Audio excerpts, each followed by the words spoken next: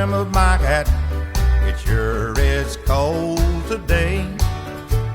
And here I am walking down 66. Wish she hadn't done me that way. Howdy, everybody. Welcome into the 5-Minute Music Series. You got Debbie Reynolds on the other side of the screen and Charley Pride. What a shame, huh? Yeah, I tell you, that was a real shock to hear his passing over the weekend, for sure.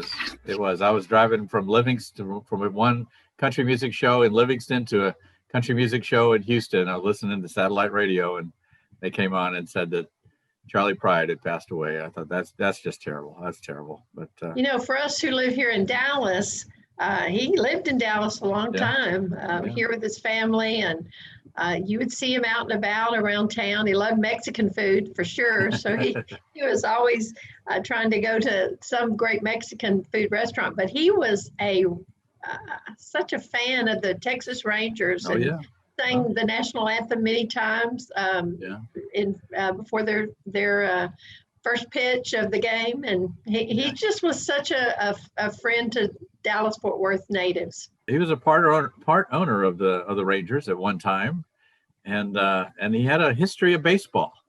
He did. A lot of people don't know that. He was a player in the Negro Leagues back in the day, and my favorite story about that, he was with multiple teams, but and I'll let you go into the history in just a minute. But at one point, he was with the Louisville Clippers. And they traded him to the Birmingham Black Barons. They traded him for a bus. They did. They traded him for a bus. I mean, they needed a team bus. They needed a team bus. He was a commodity. He was a good pitcher. They traded him for the bus. And I guess the team got on down the road that way. But anyway, tell us a little bit more about Charley Pride. He, back to his baseball career, he never made it to a major league team, but did try out for several of them. But what I thought was so impressive, in 2008, the Major League Baseball teams, the 30 Major League Baseball teams drafted what they called the 30 most forgotten Negro League baseball stars. Mm-hmm. And Charley Pride was drafted by the Rangers, Texas Rangers. And every team drafted one of the 30 men that they called the most forgotten. But I tell you, I thought that was, he broke so many barriers in country music, being who he was and the type of music he had and the background he came from. He loved music, he did, but he loved baseball too, and he tried to mix them both. One of the teams that he played on, they realized how good he sang. So 15 minutes before every game, he would do a performance and he would sing. And they said that's why they had crowds at the games, because of his singing. He was an amazing man. So it wasn't so much that the team was all that good, but they had a good singing pitcher. They did indeed. Back a few years ago, he was born in Sledge, Mississippi. Right. The state of Mississippi had a 33-mile stretch of Highway 3, goes from his hometown in Sledge to another town, Tutwiler, Mississippi, and they named it Charley Pride Highway. And I've been on that highway. I had forgotten all about it until I was reading a little bit more about him, and I thought, well, I've been on Highway 3 in Mississippi on our motorcycle, and we did enjoy the Charley Pride Highway. Yeah, back in the 1970s, he was, aside from Elvis Presley at RCA, and they had a lot of artists, he was the number 2 best-selling performer. Elvis was number 1. Yeah. Charley Pride was number 2 at RCA. That's huge. They have a lot of artists.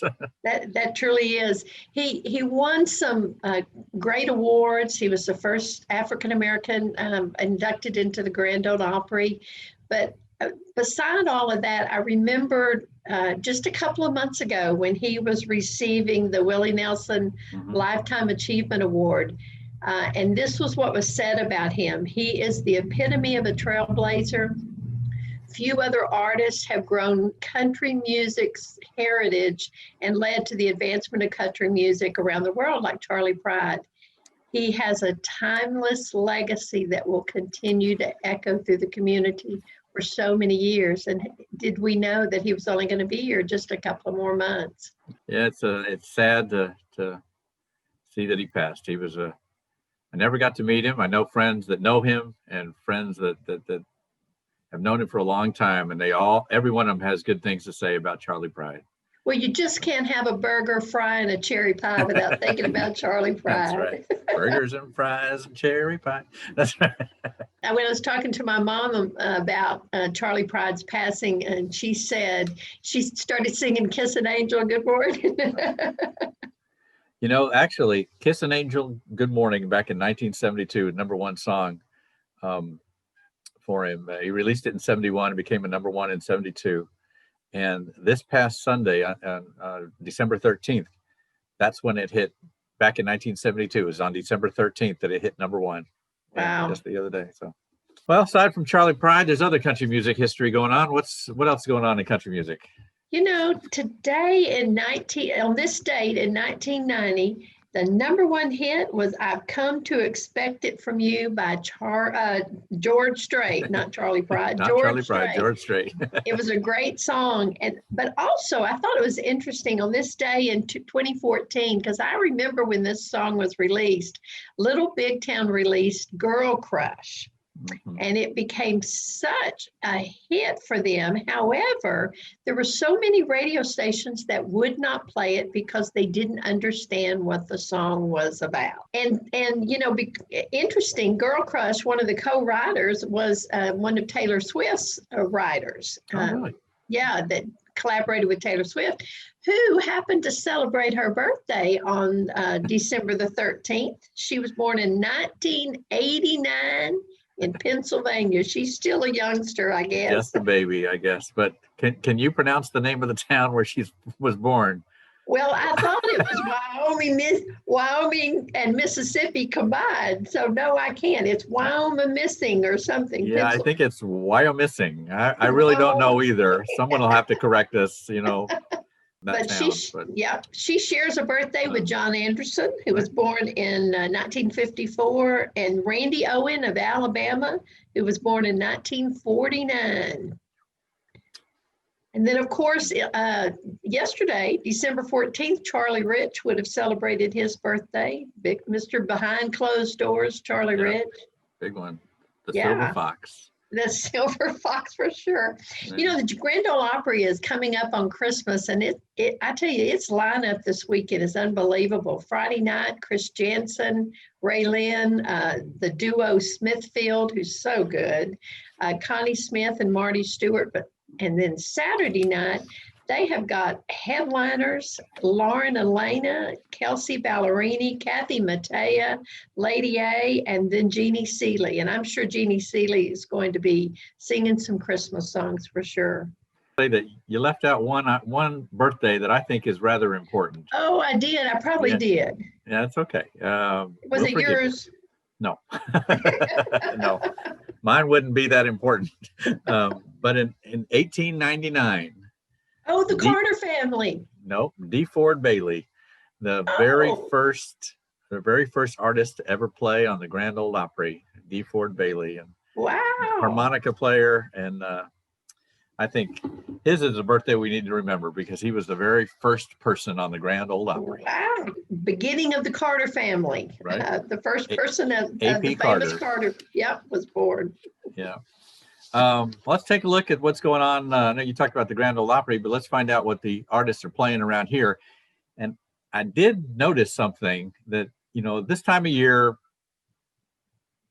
concerts kind of drift down. It's been a bad year for concerts anyway, but at this time of year, people are thinking more about family and staying home and not going out on Friday and Saturday night. So there aren't as many concerts coming up, but the Copeland Dance Hall in Copeland, one of our favorites, has closed for the entire month of December and for January. Wow. They're attributing it all to COVID-19.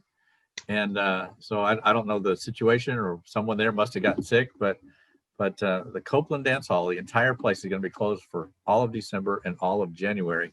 They're not going to reopen until February 2021. But at the Green Hall, Friday, December 18th, and Saturday, the December 19th, it's going to be William Clark Green is playing both nights. And in Tomball, Texas, is a place we don't look at very often, but they've got quite a lineup for the next week or so, or next 2 weeks. Main Street Crossing in Tomball.